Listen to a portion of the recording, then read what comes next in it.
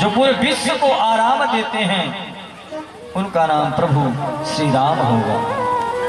इसके बाद सबसे लास्ट में नंबर आया लक्ष्मण जी का कि लक्षण धाम सुराम प्रिय सकल जगत आधार, गुरु वशिष्ठ तेरा की हो लक्ष्मण नाम उदार। केवल जिसका एक ही लक्ष्य क्या? प्रभु श्री राम की सेवा करना। माता पिता मान ही नहीं काहू, मुझे किसी और से मतलब नहीं है, केवल आपकी सेवा करूंगा। मैं किसी को नहीं मानता। लक्ष्मण रूपी डंडे में राम रूपी जब झंडा लगता है तभी राम की कीर्ति फहराती है, वो है लक्ष्मण। यदि लक्ष्मण नहीं होंगे तो राम की कीर्ति नहीं फहरा सकती है। ऐसे का नाम जिसका एक ही लक्ष्य केवल प्रभु श्री राम की चरणों की सेवा करना, ऐसे का नाम लक्ष्मण होगा। सुंदर चारों भाइयों का नामकरण संस्कार हुआ और धीरे धीरे समय व्यतीत हुआ, बड़े हुए। एक दिन विश्वामित्र आते हैं, उनको ले जाते हैं। ताड़का नाम की राक्षसी का वध होता है, यज्ञ उनका संपन्न होता है। मारीच सुबाहु को मारते हैं, मारीच को बाण मारकर 100 योजन दूर फेंक देते हैं। कथा सूक्ष्म मिलेंगे, राम कथा फिर कभी ठाकुर जी इच्छा हुई तो सुनाएंगे, और अभी केवल स्पर्श करते हुए चलेंगे। तो मारीच को बिना फल वाला बाण मारते हैं, 100 योजन दूर जाकर समुद्र के किनारे गिरता है। यज्ञ उनका संपन्न हुआ और इधर महाराज जनक जी के यहाँ स्वयंवर का कार्यक्रम रखा गया है। उनके यहाँ एक सुंदर पुत्री है जिसका नाम है सीता। सीता का स्वयंवर रखा गया, विश्वामित्र को आवाहन किया गया है, उनको निमंत्रण दिया गया।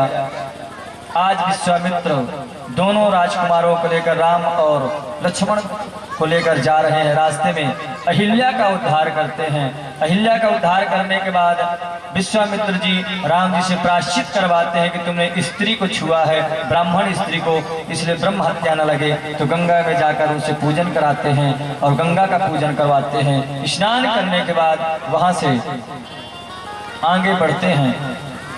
महाराज दशरथ आज स्वागत के लिए, महाराज जनक जी स्वागत के लिए आते हैं राम जी और लक्ष्मण विश्वामित्र जी का।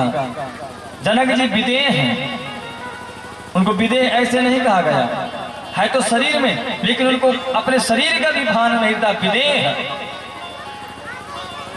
आप दुनिया को देखकर आकर्षित ही नहीं होते, ऐसे जनक जी हैं। लेकिन जैसे ही आज विश्वामित्र का स्वागत करने के लिए आए, सामने से राम जी आते हैं, तो जनक जो किसी को केवल एक परमात्मा को मानता है, आज वो जनक राम जी की ओर खींचना शुरू हो गया। विश्वामित्र जी से पूछते, गुरुदेव यह बताएं कि यह है कौन? इतने सुंदर राजकुमार किसके हैं? इनको भी हमारे यज्ञशाला में लेकर आना। बोले ठीक है, वहां से चले जाते हैं। आज विश्वामित्र जी सुंदर, इनको रुकने का स्थान दिया जाता है। नगर के बाहर आम के बगीचे में बढ़िया महल बना, वहां रुकते हैं।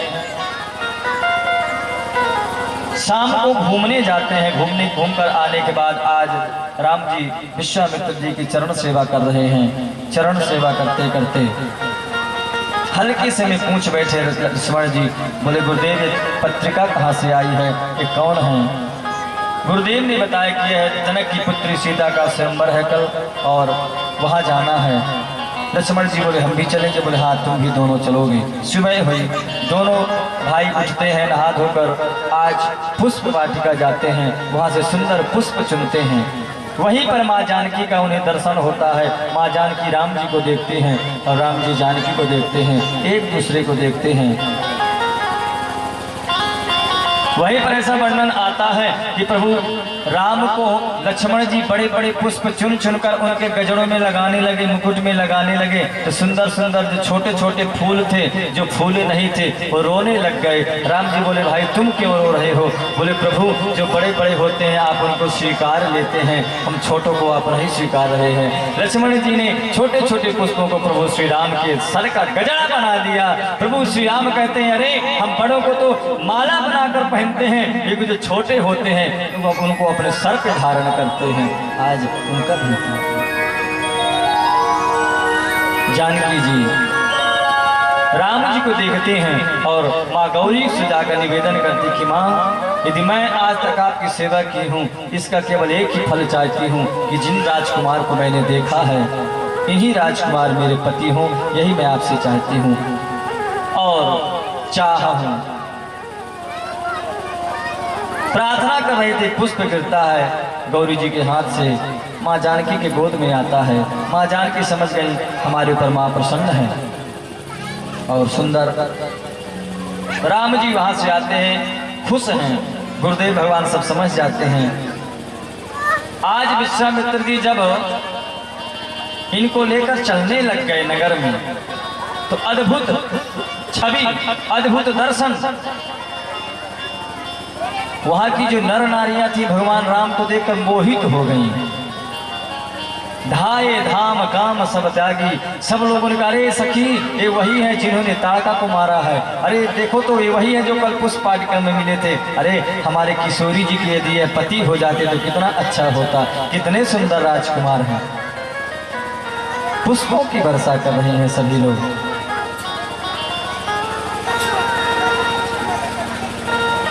सिया जो की मिथिला नगरिया मनोहर लागे, सिया जो की मिथिला नगरिया मनोहर लागे, सिया जो की मिथिला नगरिया मनोहर लागे। कैसी है नगरिया?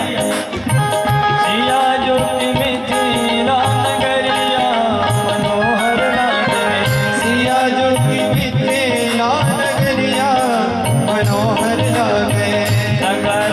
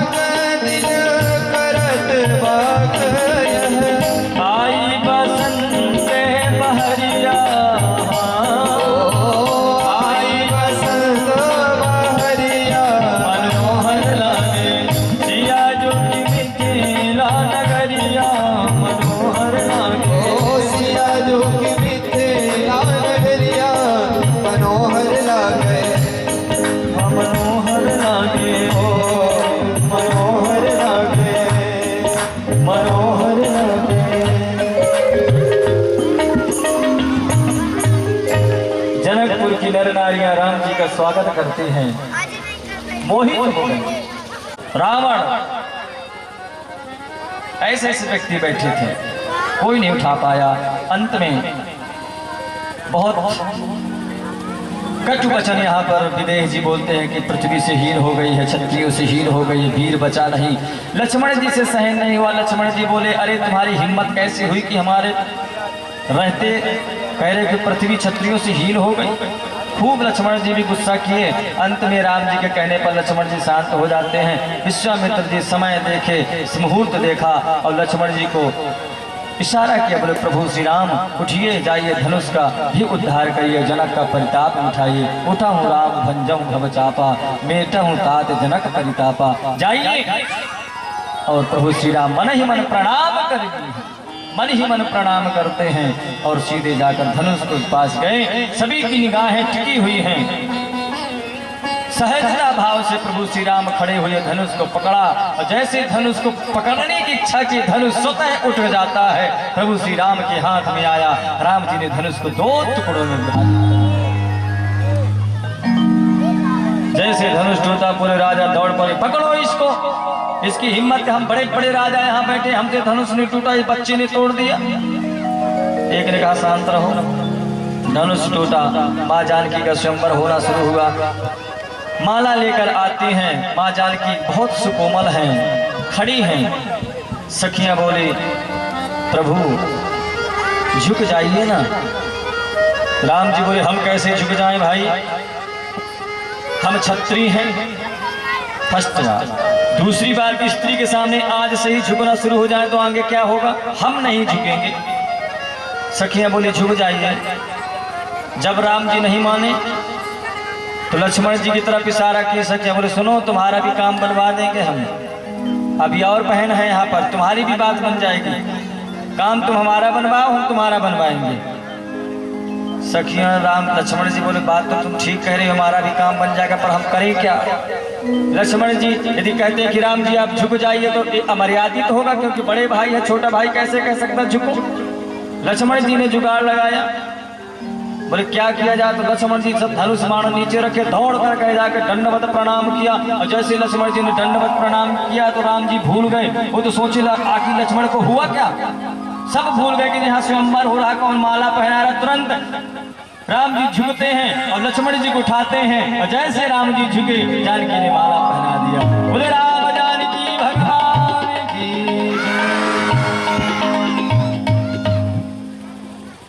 उनका जयमाला हुआ सुंदर। यहाँ पर पत्र लिखा जाता है, दशरथ जी के पास पत्र गया। दशरथ जी अपने दोनों बेटों को लेकर आए और यहाँ पर 4 मंडप बनाया गया। चारों मंडप में 4 सीता, मांडवी, सुतकीर्ति, उर्मिला, शीरध्वज उनका जो भाई थे जनक जी के, उनकी भी 3 पुत्रियां थीं।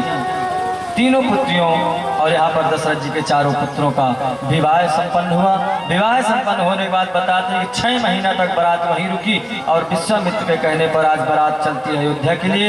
इधर अयोध्या को दुल्हन की तरह सजाया गया है। अयोध्या में उनकी अगमानु हुई, सुंदर अगमानु होने के बाद राम जी वहाँ पर रहे। अब दशरथ जी ने सोचा कि अब हमारा चतुर्थ पल लग गया है, क्यों ना अब हम संन्यास ले लें, अब वन में जाकर भगवान का भजन करें, प्रभु श्री राम को गद्दी पर बैठाएं। राम दशरथ जी के मन में विचार आया, उन्होंने गुरुजनों को बुलाया, बोले राम को राजगद्दी पर बैठाना, मुहूर्त बनाए। तो गुरु जी ने कहा जब ही राम गद्दी पर बैठ जाए वही मुहूर्त शुभ होता है। तैयारी हुई कि कल स्वयं वहाँ पर राज्याभिषेक होगा प्रभु श्री राम का। आज विघ्नेश्वरी देवी आती है। देवताओं ने सोचा यदि राम जी गद्दी में बैठ जाएंगे तो हमारा सब काम बिगड़ जाएगा। प्रभु श्री राम का काम हुआ, इसलिए अवतरित हुई है कि पृथ्वी का भार उतारें। विघ्नेश्वरी देवी को भेजते हैं मंत्रा के माध्यम से कैकेयी को। यहाँ वहाँ की बातें बताई गई। कैकेयी ने अपने पति से पुराने वचनों को मांगा कि मेरे भरत को राज्य और प्रभु श्री राम को 14 वर्ष का वनवास। प्रभु श्री राम सहजता भाव से, न उन्हें दुख, राज्य मिलने का राम जी को कोई खुशी नहीं थी तो उन्हें वनवास मिलने का भी कोई दुख नहीं है। जिस प्रकार राज्य मिलने की उनको खुशी थी उसी प्रकार आज वनवास जाने की खुशी है। माता पिता की आज्ञा मानकर प्रभु श्री राम चलते हैं, साथ में माँ जानकी, लक्ष्मण जी तीनों निकल जाते हैं। दशरथ जी यहाँ पर सुमंत जी से कहते हैं सुमंत इनको 14 दिन तक जंगल में घुमाना, लेकर वापिस आ जाना। लेकिन राम जी सुमंत जी को गंगा जी के बाद वापिस कर देते हैं। बोले तुम जाओ, हम 14 वर्ष बाद आएंगे। आज सुमंत जी आते हैं। इधर निषाद राज से उनकी मित्रता होती है, गंगा जी को पार करते हैं। आगे चलकर बहुत ऋषियों से, सबरी के यहाँ गए, अगस्त ऋषि के यहाँ गए, सभी ऋषि महात्माओं से मिलते मिलते आगे बढ़ते हैं। और आगे जाकर उन्होंने चित्रकूट में निवास किया। चित्रकूट में निवास करने के बाद वही चित्रकूट में भरत जी मिलने जाते हैं राम जी से। इधर सुमंत जी वापिस आते हैं। घटना दशरथ जी को बताई कि वापिस नहीं आए।